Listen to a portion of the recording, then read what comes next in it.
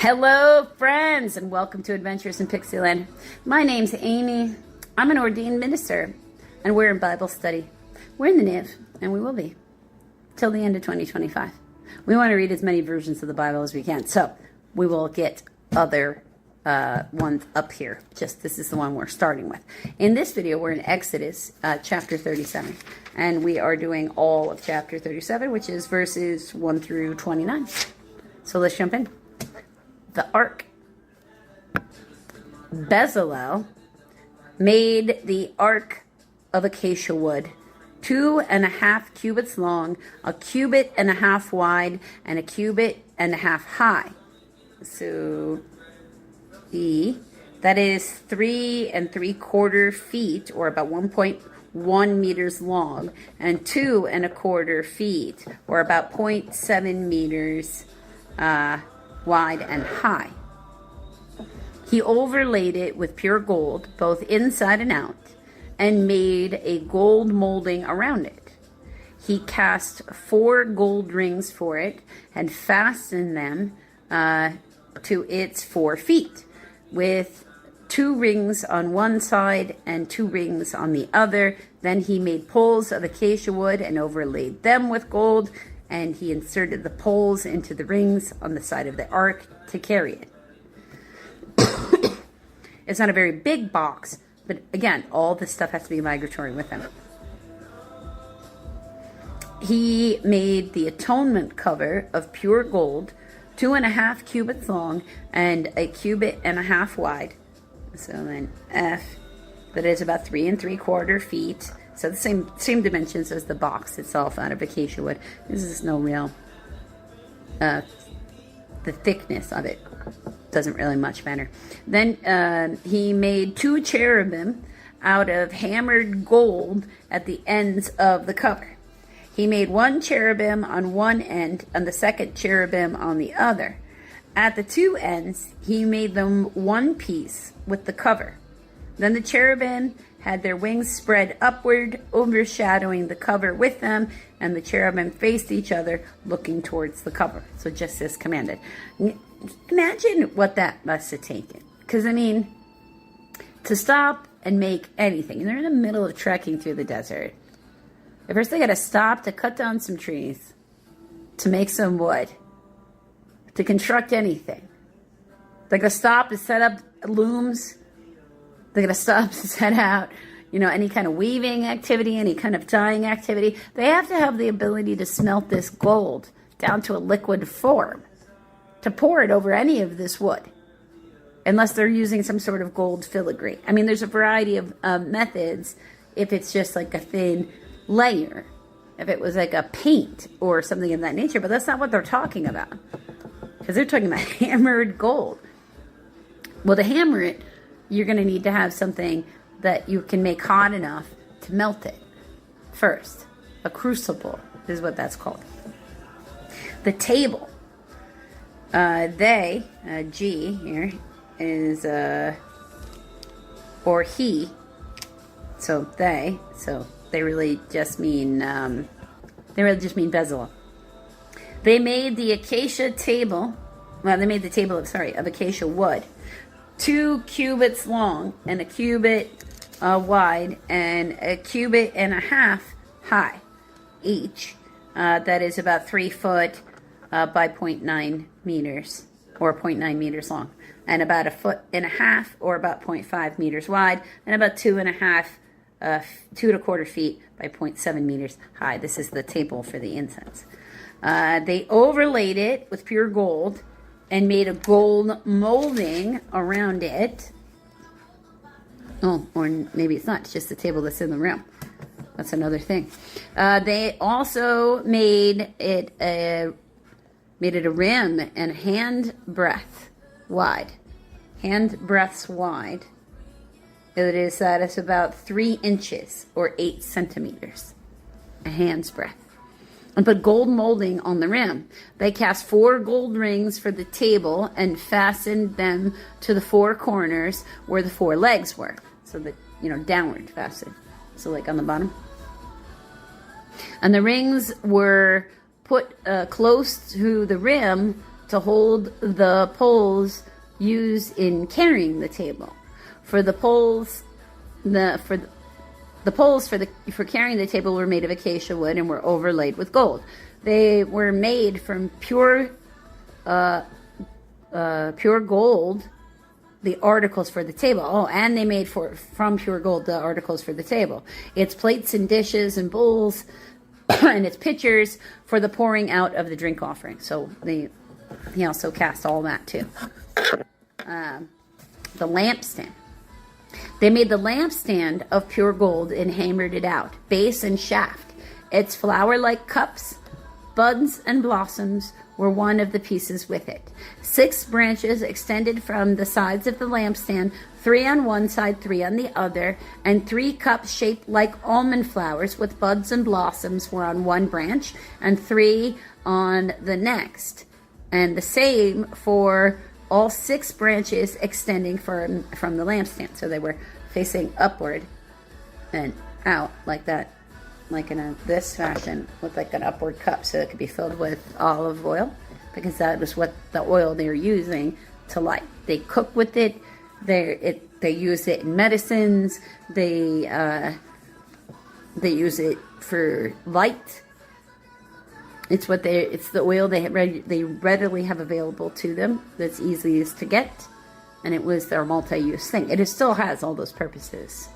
There's a lot of different tinctures one can make with olive oil for all kinds of stuff, outward and inward. It's really just good stuff, really. 6 branches extended from the sides of the lampstand, 3 on one side, 3 on the other. 3 cups shaped like almond flowers with buds and blossoms were on one branch, 3 on the next branch, and the same for all 6 branches extending from the lampstand. And on the lampstand were 4 cups shaped like almond flowers with buds and blossoms. 1 bud was under the first pair of branches extending from the lampstand, and the second bud was under the second pair, and the third bud was under the third pair, 6 branches in all. And the buds and the branches were all one piece with the lampstand hammered out of pure gold. They made its 7 lampstands as well as its wick trimmers and trays of pure gold. They made the lampstand and all of its accessories from 1 talent of pure gold. So that has got a definition. That is, there it goes. That is about 75 pounds or 34 kilograms. So that's a lot of gold. The altar of incense. So this is the table where they'll put like the food and the various stuff for the offerings. The first table. This one, the altar of incense, verse 25. They made the altar of incense out of acacia wood. It was square, a cubit long, and a cubit wide, and 2 cubits high. See? That is about 4, is that right? No, that is about 1.5 feet by 0.5 meters long and wide, and about 3 feet or 0.9 meters high. Its horns, one piece with it. They overlaid the top of all the sides and the horns with pure gold and made a gold molding around it. They made 2 gold rings below the molding, 2 on opposite sides, to hold the poles used to carry it. So they could put it diagonally across. They made the poles of acacia wood and overlaid them with gold. Then they also made the sacred anointing oil and the pure, fragrant incense, the work of a perfumer. So he got some assistance there, possibly, with somebody who knows how to make perfumes. Whenever there is a giant task to do, it is good to note that God very rarely gives just one person that task. It is often a series of much smaller tasks broken out, and frequently, if done by one person, it's always going to be much smaller tasks broken up and building for something much bigger over a course of usually years, because he doesn't generally want to exhaust us. Otherwise, he usually involves smaller tasks that you can build on one after the other with multiple people. And we see this in the world all the time. We just don't often think about anything to do with God in it.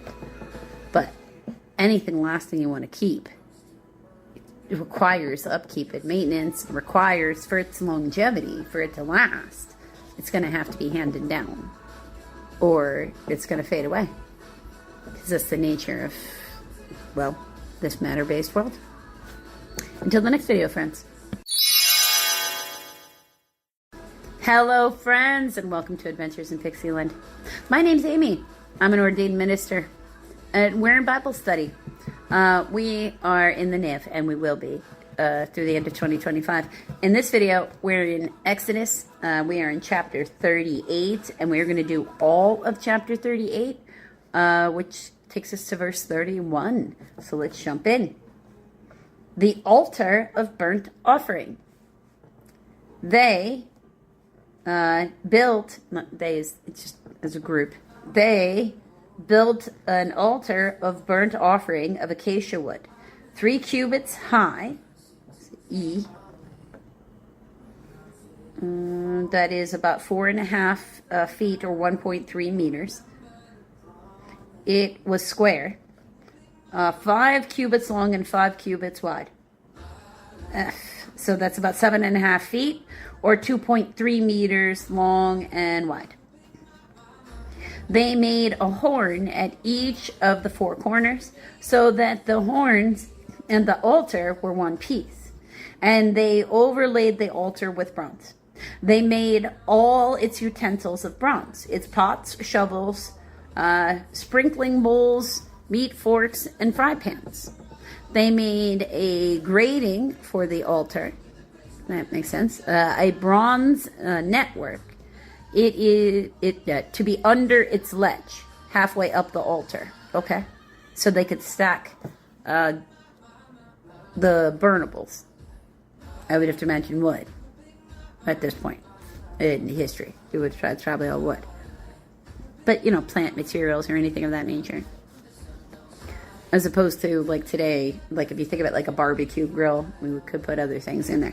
But same effect, just they want to burn it until it's entirely gone into an ash, unlike what we usually do. They cast bronze rings to hold the poles for the 4 corners of the bronze grating.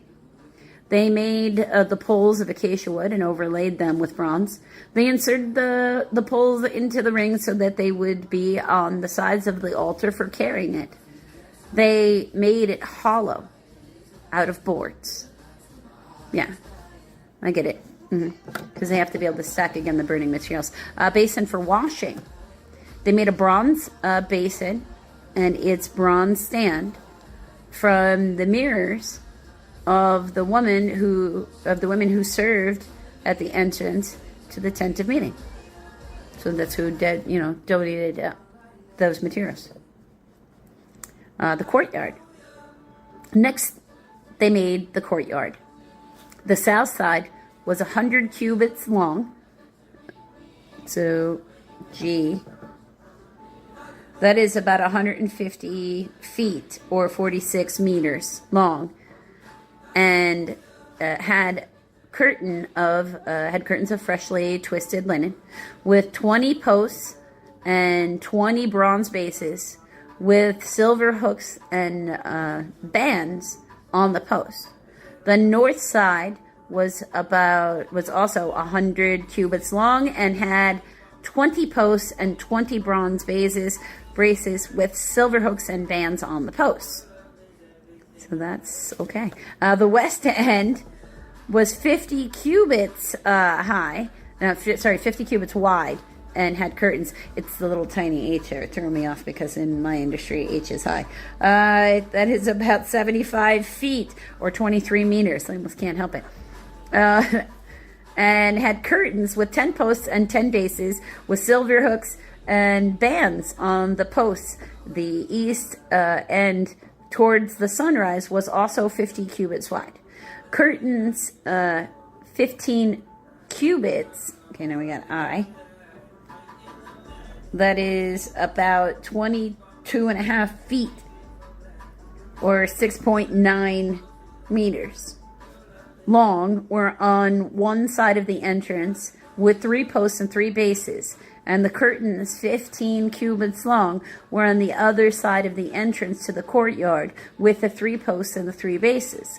All the curtains around the courtyard were of finely twisted linen. The bases for the posts were bronze. The hooks and the bands on the posts were silver, and their tops were overlaid with silver, so that all the posts of the courtyard had silver bands. The curtains for the entrance to the courtyard was of blue, purple, and scarlet yarn and finely twisted linen, the work of an embroiderer. It was 20 cubits long. I'm going to footnote. Okay, that is about 30 feet or 9 meters. Like the curtains of the courtyard, 5 cubits, that is about 7.5 feet or 2.3 meters high, with 4 posts and 4 bronze bases. Their hooks and bands were silver, and their tops were overlaid with silver, and all the tent pegs of the tabernacle and all of the surrounding courtyard were bronze. So it's the same kind of foot base that they're talking about, same kind of locking into place, just different materials and different dimensions. The materials used. These are the amounts of materials used for the tabernacle. The tabernacle of the testimony, which were recorded at Moses' command by the Levites under the direction of Ithamar, son of Aaron, the priest. Bezalel, son of Uri, the son of Hur, of the tribe of Judah, made everything to the Lord had commanded Moses. And with him, Aholahab, son of, Ahisamah. Aholahab, son of Ahisamah, of the tribe of Dan, a craftsman and designer, and an embroiderer in blue, purple, and scarlet yarn and fine linen. The total amount of gold from the wave offerings, which really is literally like you take the thing and you wave it, and then now it belongs to the Lord because you waved it in front of them. The wave offering used for the work in the sanctuary was 29 talents and 730 shekels. The weight of gold was a little over 1 ton, about 1 metric ton of gold in a wave offering. That's amazing. Because they only had so many types of offerings, okay? So they didn't want to set it on fire till it was gone, so it couldn't be a burnt offering. According to the sanctuary shekel, which they have predefined.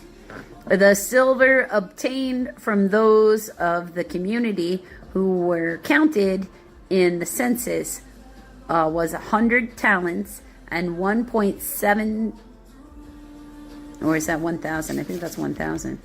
Yeah, 1,775 shekels. B. The weight of the silver was a little over 3 3/4 tons, or 3.4 metric tons. That's a lot of silver. Wow.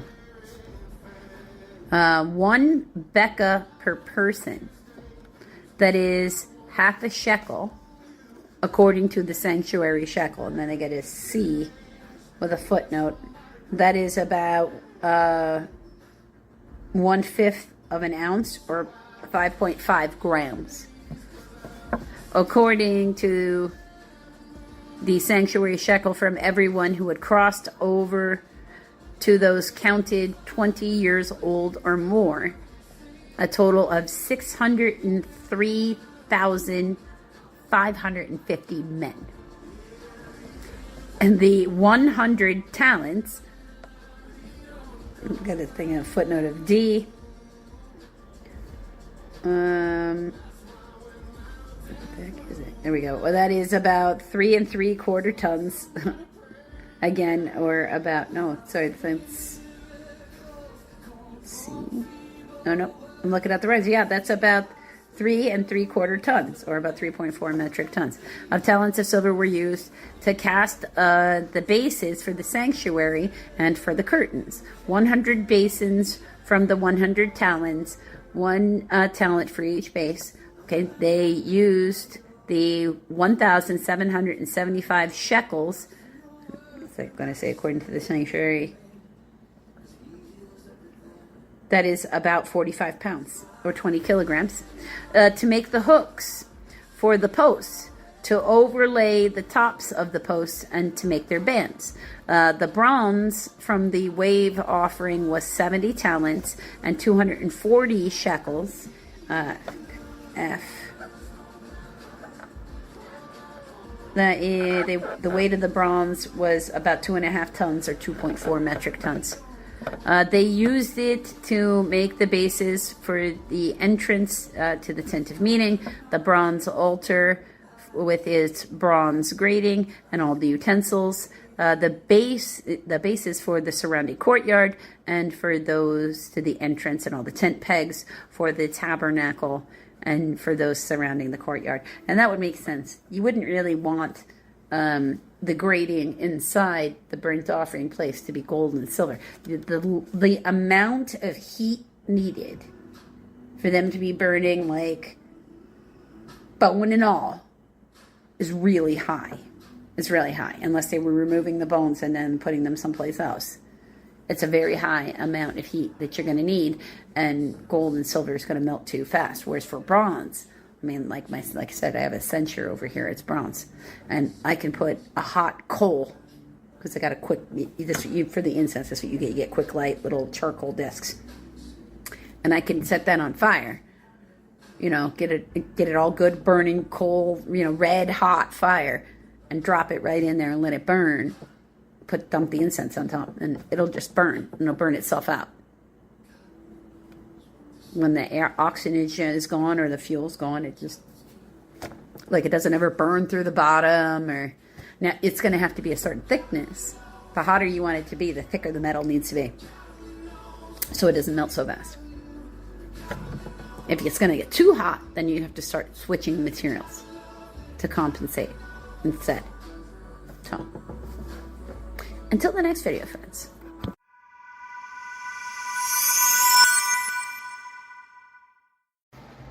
Hello, friends. So we're in Bible study part 2. We are still in the Niv. People are still going to need to stop having an emotional reaction over this version of the Bible, because we're going to be reading more of them, more versions of the Bible than this. This is just the first one. I intend to read all of them, or as many as I can, before I'm not capable of doing any more, for whatever reason that might be. So we are in Matthew chapter 27. We're doing verses 32 through 66, which is the end of chapter 27. So the crucifixion. Just as a pre-warning. That's where we're at. Verse 32. As they were going out, they met a man from Cyrene named Simon, and they forced him to carry the cross, because they beat Jesus so bad he couldn't carry the cross on his own. They came to a place called Golgotha, which means the place of the skull. There they offered Jesus wine to drink mixed with gall, but after tasting it, he refused to drink it. So it's got like a painkiller in it. And be messing with up here. When they had crucified him, they divided up his clothes by casting lots. B. A few late manuscripts, lots. The words spoken by the prophet might be fulfilled. They've divided up my garments among them, and they cast lots for my clothing. Psalms 22:18. And sitting down, they kept watch over him. So understand what this means. Man is up on the cross, beaten, bleeding, waiting to die. And they are underneath him with his possessions while he's still alive, playing a dice game to decide who gets what. That's what they mean. Verse 37. Above his head they placed the written charge against him. This is Jesus, King of the Jews. 2 robbers were crucified with him, one on his right and one on his left. Those who passed by hurled insults at him, shaking their heads and saying, "You who are going to destroy the temple and rebuild it in 3 days, save yourself. Come down from the cross if you are the Son of God." In the same way, the chief priests and the teachers of the laws and elders mocked him. "He saved others," they say, "but he can't save himself.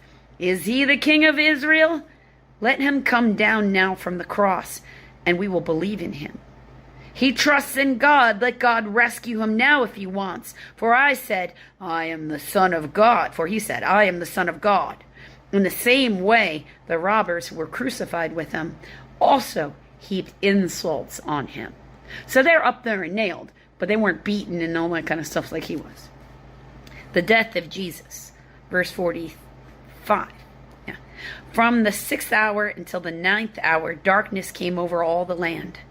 About the 9th hour, Jesus cried out in a voice. This is Hebrew, or it should be in Hebrew. In some manuscripts, it's Eli, Eli, but it's Eloi, Eloi, lama sabachthani, which means, my God, Eloi, Eloi, yeah, lama sabachthani, my God, why have you forsaken me? When some of those standing there heard, they said, "He is calling Elijah." Immediately one of them ran and got a sponge filled with wine vinegar and put it on a stick and offered it to Jesus to drink. The rest said, "Now leave him alone. Let's see if Elijah comes to save him." And when Jesus cried out again in a loud voice, he gave up his spirit. At that moment, the curtain of the temple was torn in two from top to bottom. And they mean the literal temple in Jerusalem, where God is supposed to live, was ripped in two. The earth shook and the rocks split. The tombs broke open, and the bodies of many holy people who were died were raised to life. They came out of the tombs, and after Jesus' resurrection, they went into the holy city and appeared to many people. When the centurion and those with him who were guarding Jesus saw the earthquake and all that had happened, they were terrified and exclaimed, "Surely he was the Son of God," or a Son of God. Many women were there watching from the distance. They had followed Jesus from Galilee to care for his needs. Among them were Mary Magdalene, Mary the mother of James and Joses. So it's not Jesus. It's spelled like Jose. So I'm going to say it, Jose. And the mother of Zebedee's sons. Okay, so that's a lot of women there. The burial of Jesus. As evening approached, there came a rich man from Arimathea named Joseph, who had himself become a disciple of Jesus. Going to Pilate, he asked for Jesus' body, and Pilate ordered it to be given to him. Joseph took the body, wrapped it in clean linen cloth, this is part of Jewish tradition, and placed it in its own tomb that he had cut out of a rock. He had a big stone in front of the entrance to the tomb, and he rolled a big stone in front of the entrance in the tomb, and he went away. Mary Magdalene and the other Mary, that would be his mother, were sitting opposite of the tomb. Okay? The guard at the tomb. The next day, the one after preparation day, which is a part of Passover ceremony, the chief priests and the Pharisees went to Pilate. "Sir," they said, "we remember that while he was still alive, that the deceiver said, 'After 3 days I will rise again.' So give the order of the tomb to be made secure until the 3rd day. Otherwise his disciples may come and steal the body and tell the people Otherwise his disciples may come and steal the body and tell the people he had been raised from the dead. This last deception will be worse than the first. Take a guard, Pilate said. Go, make the tomb secure as you know how. So they went and made the tomb secure by putting a seal on the stone and posting a guard to make sure that nobody could tamper. So, let's remember that those who have scheming minds will always look for ways to prove that they are correct rather than take anything on faith.